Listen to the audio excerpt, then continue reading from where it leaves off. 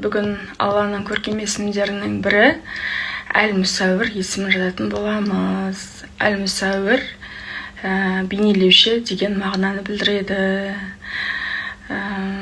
Давайте бірге жазайық.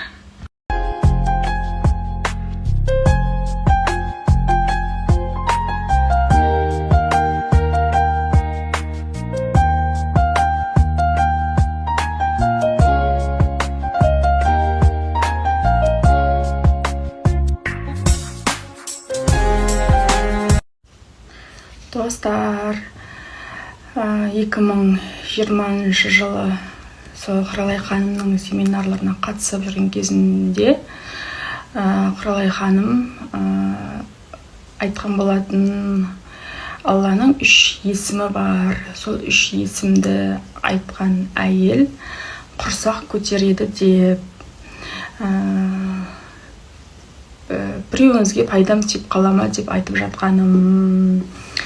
Ол есімдер Әл-Халик, Әл-Бари, Әл-Мүсәуір. Осыдан алдын 2 күн алдын жазған есімдерім бар ғой. Сол Әл-Халик, Әл-Бари, Әл-Мүсәуір.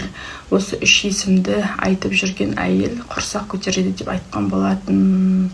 Қазір мына жерге жазып кетемін. Толық солай достар, пайдаларыңызға жарасын.